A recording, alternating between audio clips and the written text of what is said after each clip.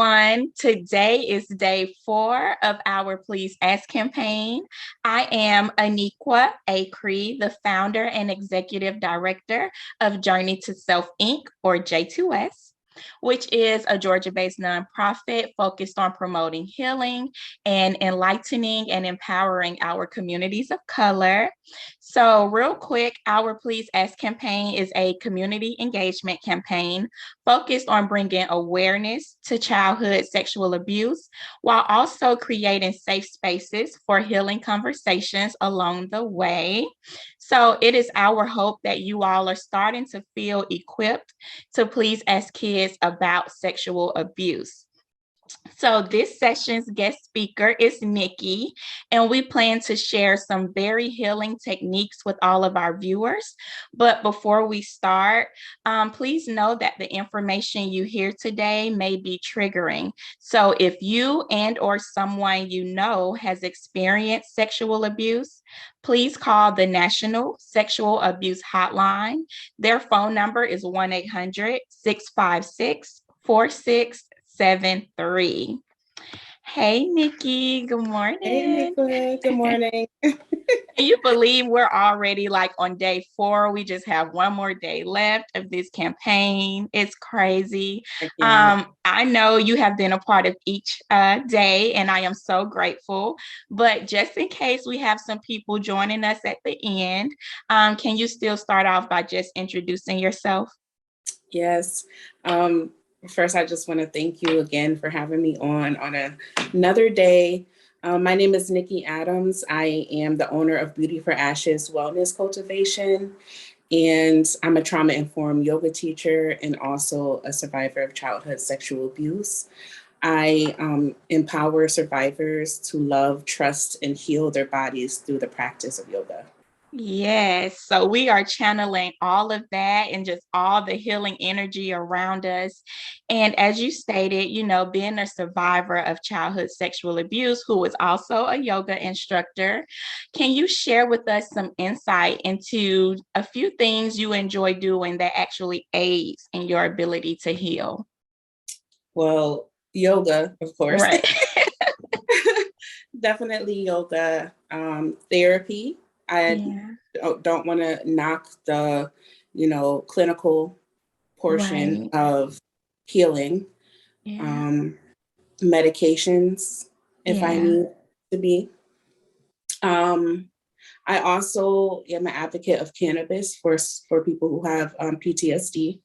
Right. Um, Practicing gratitude for where I am, Mm. how far I've came so far.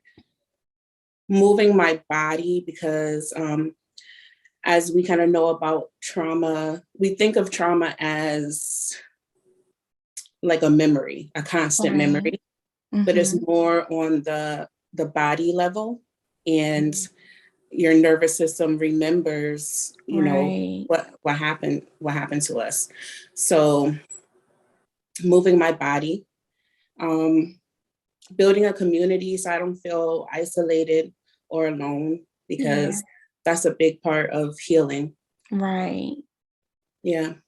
I love it. I love Mhm. it. And J2S is so big on metaphysics, right? And so Mhm. for me personally, I enjoy meditating and then shopping around for different crystals that I can add to my collection, and basically learn how to incorporate them in my meditation practices. So through your journey, I know you shared some just now, but have you discovered any new hobbies that you did not know about, prior to your commitment to healing, or maybe even a new belief system that aids in your healing as well? I want to say, starting with prayer and manifestation, journaling, Yeah. Mm-hmm. um, trying to work on that positive self-talk, because we are so programmed into these negative beliefs about ourselves. Yes. Um, and then, energy work such as Reiki. So I have a lot of um, heart chakra Oh, stuff going look on. at my color, my nail color. Like, Yes. I need all the love.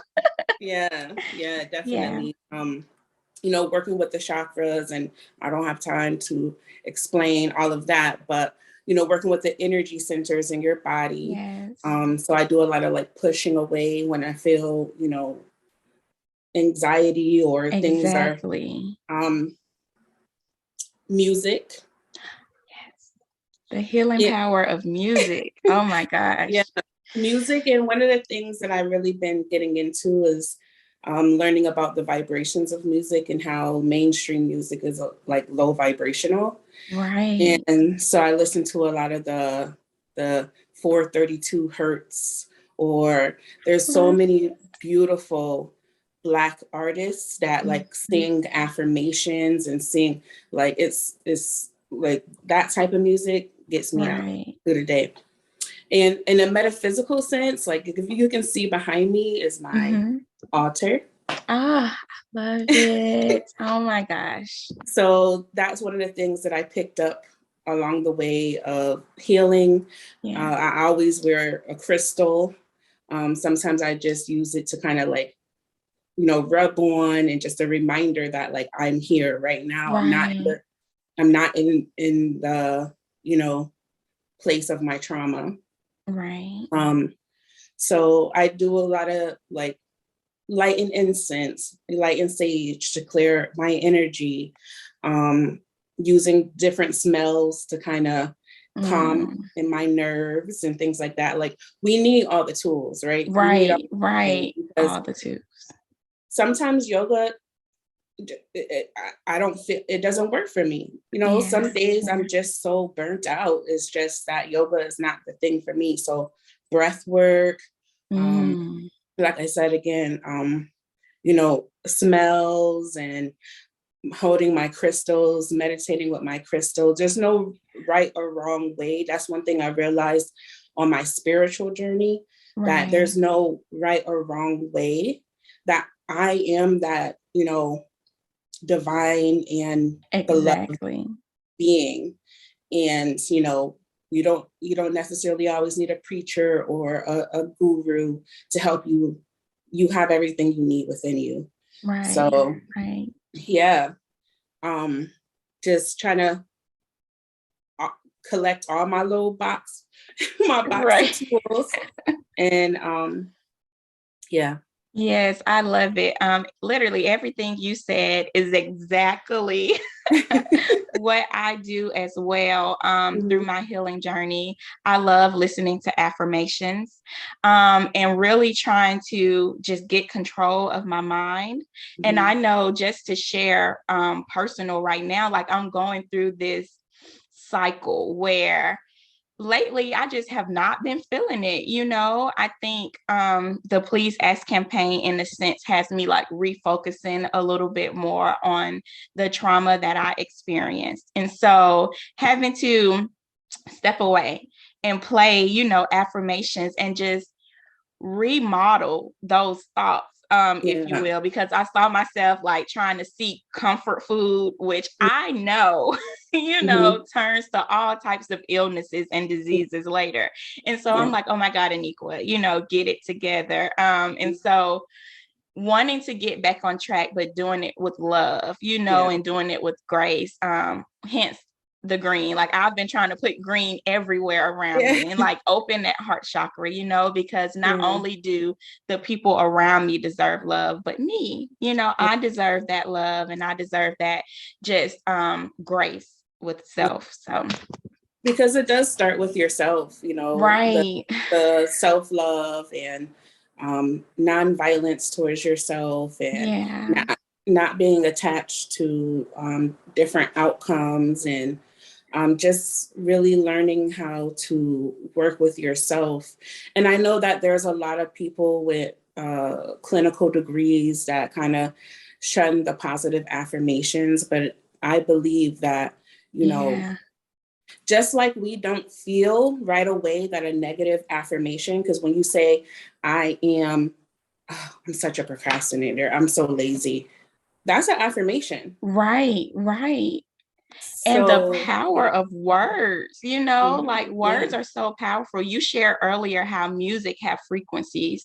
So yes, does the words, and the actions and the movements of our bodies, like energy is yeah, everywhere. And so it's hmm really important, to learn that and understand it, but then be mindful of yeah, the things that you say and the things that you do. So yeah, everything you said yeah, was J2S, yeah. I hmm love it. I love it. And I know during this campaign, you shared that you are also raising a child who is healing from childhood sexual abuse. So, how are you managing or planning to manage both of your healing journeys? You know, I got to be honest and say that it's not the easiest thing. Yeah, It's not. Just coming up out of my own, survival right, mode, right. I got hit with a re-traumatization. Um, Yeah, so I'm not going to say that in this last year that I have not been struggling and that I haven't reached for the extra cookies and the extra food and the extra glass of wine. I'm not going to say that. Um, right. but with the foundation that I had built, I always can go back to that, and I didn't fall as hard as I Yeah, would have if I didn't build the foundation of all of the tools in my toolbox. Um, we we just trying to have some fun. right. We just got some roller skates. We about to roller skate. Anything that we can do to kind of move our bodies. Like I said, I really believe in the movement of your body to kind of release Yeah, that stuck energy. right. Even if it's this, like sometimes I just be like, ah. My daughter is in therapy, and we're in therapy together. I'm in therapy. Um, just supporting her, just really having the awareness around the fact that like now I get that a lot of her responses and her behaviors are trauma responses. So, Right. you know, I'm going to give her earlier. I'm not saying that my mother didn't do this, but earlier, Right. what I didn't have, which is hmm having that you can talk to me about anything. And I sometimes I regret saying that, but because I'm like, well, okay, you telling me about some deep stuff in high school. Um, having that open floor, that open door policy, you know, Right. um, doing things like, me personally, because what I've been through, I had a lot of issues with physical touch. Right. So, learning to, do you want a hug? Do you need a hug? What do you need? Just us Yeah. working together and um, working on the healing part. But healing is also, sometimes the work of healing can also be exhausting. So, Yeah. really just trying to have fun and rest and chill, Right. and Right. just try to continue to build that relationship with me and my daughter. Because to me, that's like the foundation of all her relationships. Yeah. And yeah, she don't like doing yoga with me, but she did swimming this year. I try to get her moving into her body and doing Right. different things, and we listen to music together. All the little things that she likes, I'm Yeah. for. So I love it. I love it. because I we're think healing it together. We're not. right. It's not. Right. We're doing this together. So Yeah, that's what I was literally about to say. I think, as parents, we all are healing from some type of trauma, whether it is childhood sexual abuse or, whatever the case may be. And so it's important that we stay committed to our healing and committed to ourselves, but we're also responsible for, our bloodline and the yeah, next generation that's coming behind us. So I know for me personally, communication, yeah, talking about how I'm feeling, listening, yeah. learning to actually listen and take in how my girls are feeling, and Mhm. how they may even be feeling about where I am in my healing journey on this day or at this time, and Mhm. literally just allowing them to flow with me, and Yeah. go on this journey with me as Mhm. much as I can. Because, some parts of it is intimate, and I have to be alone and I need to close my Yeah. door and meditate, Yeah. in privacy. But Mhm. yeah, whenever we can do any type of family bonding, whether it's art or writing poetry and being Yeah. able to just sit down and share it and take turns, Mhm. having our spoken word, and things of that nature, it definitely makes the healing journey less alone when you're Yeah. able to incorporate family, Mhm. which brings me to my next question. What are some ways that your family, your friend, or your community can actually uplift you and support you along your healing? For me, I think about, excuse me, I think about holding space, being able to Mm, hold space. yeah, Sometimes there's nothing to do, nothing to say, you know, right. just being there, being Yeah, able to, if I could pick up the phone and call, can you come over and sit with me while I break down for a minute? I'm yeah, talking more about family and friends on that aspect, like just basically, holding space. right. Also, a hard truth around healing is that your immediate family or your blood family may not end up being your family. Very true. So learning to trust, other people, and I know that it's hard, Yeah. especially after childhood sexual abuse, but learning to trust that everybody's not against you, and Mhm. that they're because I built a family like you when Right. different people Yeah. around just having these conversations. So yeah, knowing that you can also build your own family that fits with So true. that So fits with true. what you're, because sometimes you have to, I mean, I know I'm kind of going off, but sometimes you do got to set those boundaries and things Yeah. to not continue to keep re-traumatizing yourself. Right. But definitely, and I also think as a survivor, asking for help is very hard, and like ask for Mhm. help, and with hoping that I'm putting a call to action to the friends and family and support to be Right. there to help. Right. Do what you can. Not all of us have the money to whatever, but can you help wash a dish? Can you Right. help? Can you take the kids off of my hands? Can you bring me some food? Um, Yeah. Anything, anything. Right. It is Right. so much pressure and overwhelm to get over, to work through such a trauma, that like anything that could lift the weight off Right. would Yeah. be enough. So Um, true. as far as community, I think that and we're doing the work in doing that, building and creating multiple pathways for healing. Right.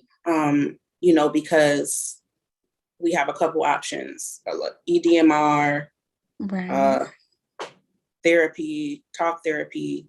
Uh, we don't have too Yeah. many options, and if we Yeah. could have those, those multiple pathways, that'll definitely support and aid, and I believe accelerating, you know, your, Right. a healing process. So Yeah, I yeah. agree.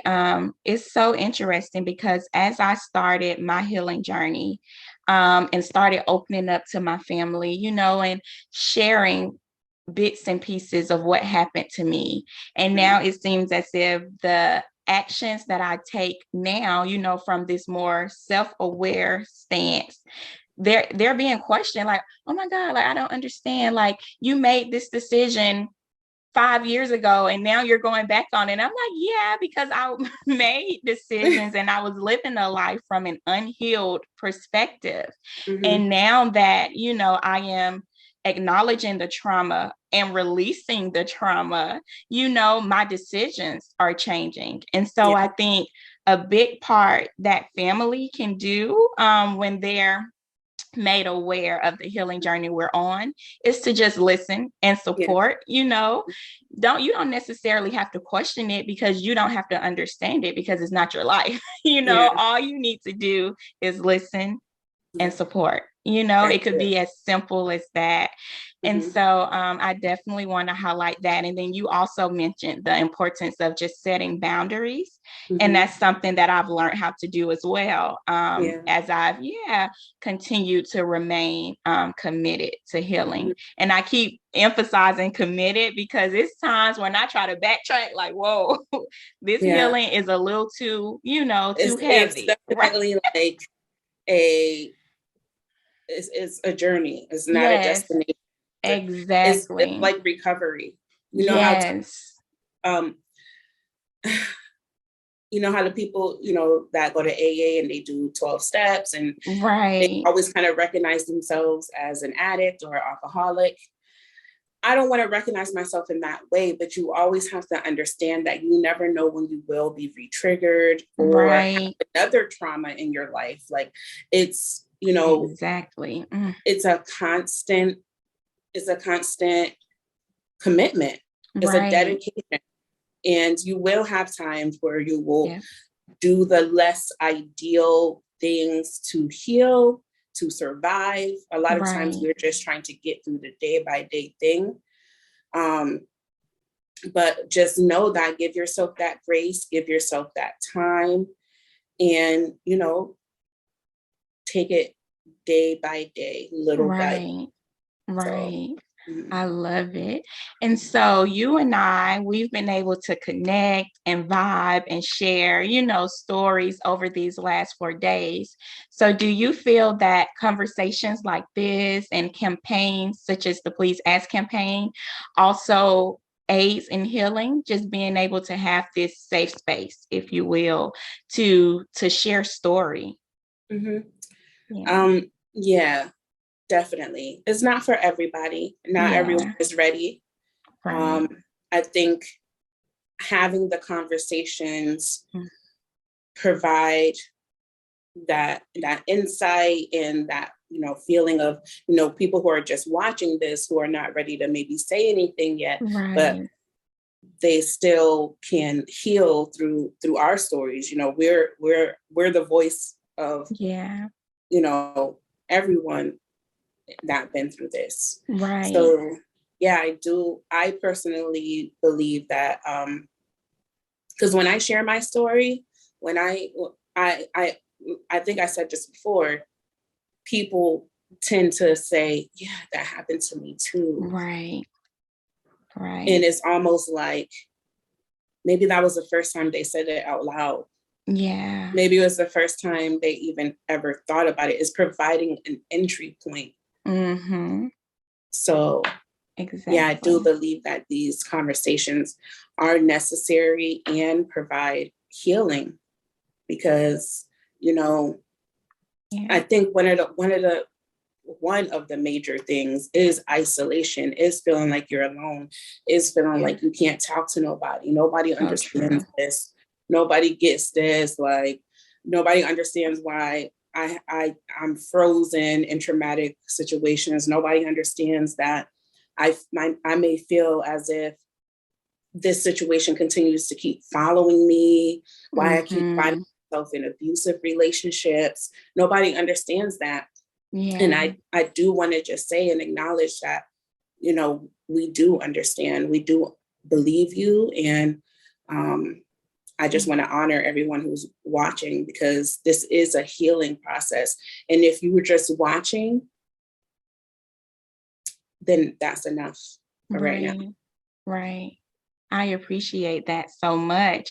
Everything you've shared, throughout this campaign, but especially today, it just making me feel a little bit lighter. I'm like, hey, am I ready to start some yoga? Because listen, I have tried so many times, Nikki, to get into yoga, but I feel like you have to have a certain amount of patience. when doing yoga. Mhm. And ooh, that is definitely something that I am trying to, gain, Mhm. especially while I'm on this journey, my spiritual journey. But yeah, I always give up. I'm either falling or it's just so hard. And I'm like, oh my God. Yeah, But I think like that's why trauma informed yoga and yoga right, are kind of are different, not kind of different.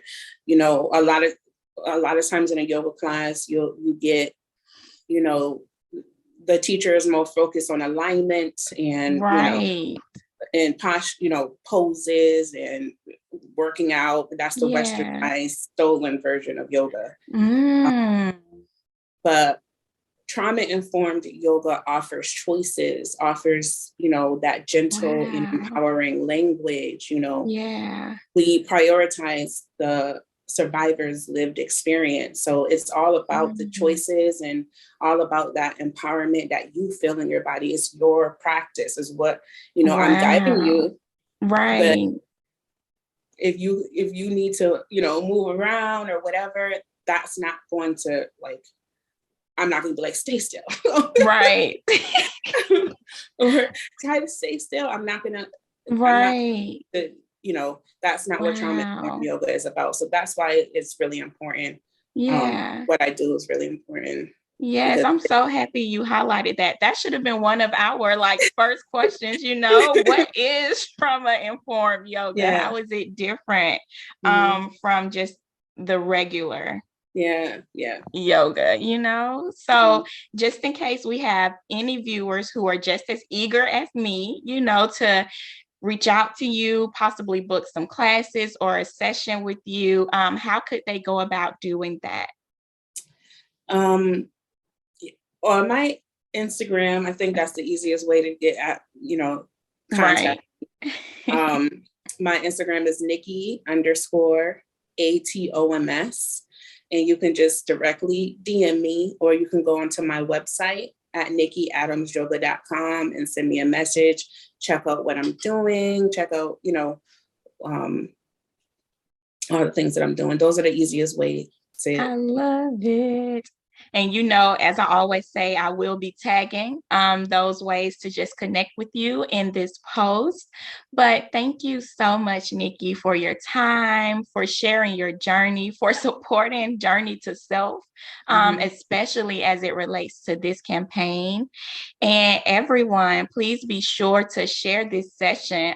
So much just healing information took place, probably a lot of new terms and practices that you have not been introduced to. So if you have any questions, thoughts, feel free to reach out to us in the comment section. And you can find the entire 5-day campaign and the multiple sessions that premiered on each day on our Facebook, our YouTube, and our Instagram. So we are looking forward to healing with all of you. And thank y'all so much for watching. Peace.